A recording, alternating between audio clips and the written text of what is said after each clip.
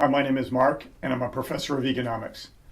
In this video, I'm going to be talking about risk mitigation when you're investing in cryptocurrency, decentralized currency like Bitcoin, Litecoin, Ethereum, Ripple.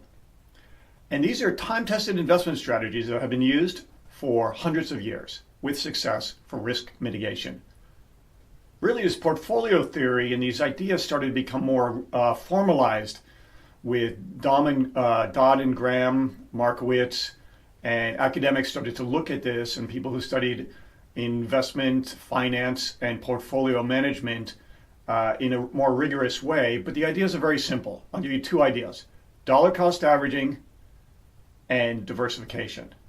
And you may know this, you may do it intuitively, but a lot of people out there, many millennials, are just starting to getting invested. Maybe they haven't had these basic ideas exposed to.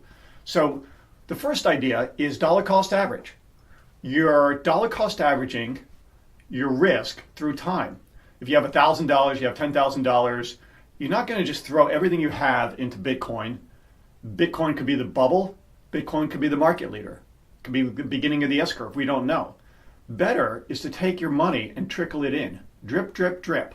So if Bitcoin flies, you're going to be riding that to the top.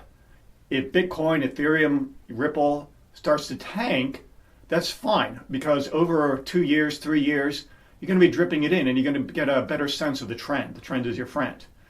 But you're going to average your cost either way. You're not going to be exposed all at once. So a lot of people have this fear about investing in cryptocurrency. And, that's fine, because for every risk, there's a reward and vice versa. But you have to understand that if you do invest, you're going to be doing it methodically, logically, so you're going to be ahead of the curve, ahead of the others that are just investing willy-nilly. And the greatest thing about dollar cost averaging is once you start to trickle your money into these currencies, it's a lot of fun. You can find ways to save money. You can save money. Let's say you have Amazon and Netflix. You're subscribing to both. Cancel one, put that $10 your savings. I think Netflix is raising their prices again. Put it into Bitcoin, let's say. Let's say you buy bottled water. You lug it home from the store every single week. Buy a filter. Go to Whole Foods. They've got great filters. You get out even a little bit of vitamin C. That will save tons of money every single month. Find ways you can save money. I grow my own food. I'm not asking you to do that. But when you save these, $100 a month, $200 a month, and you trickle it through time, it adds up. I'll tell you the best way: lottery. Stop playing or buy one ticket, because this is a zero-sum game. Investing is a positive-sum game. Now, currency investing is, like I've said, can be, actually it's a negative-sum game. But if you're investing in an idea like these cryptocurrencies, this decentralized currency, maybe it's a positive-sum game. We'll see. I'm not giving investment advice. I'm not recommending. I'm just telling you my personal experience and my understanding as an economics professor. So you've got dollar cost averaging, drip it and trickle it in. The second idea is diversification. Instead of saying, everybody's like, it's overvalued or it's undervalued. Maybe one currency is better, maybe the other currency is worse.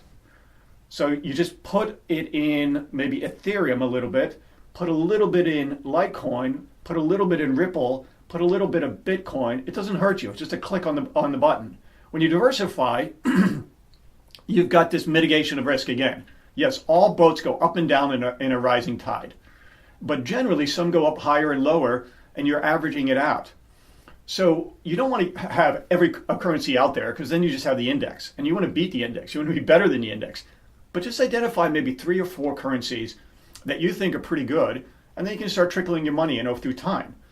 If you take this dollar cost averaging and diversification strategy, you're going to be ahead of the curve in terms of risk mitigation, because you're using ideas that these academics in the ivory towers have been studying, and the other guys out there swinging aren't employing these ideas. So if you like this video, I'm going to have a lot more on economics, on currency, money, making money. Please subscribe, like, and down below as a bonus, I've got a link that you can sign up on Coinbase, and you get $10 and I get $10. So it's a win-win. Thank you very much.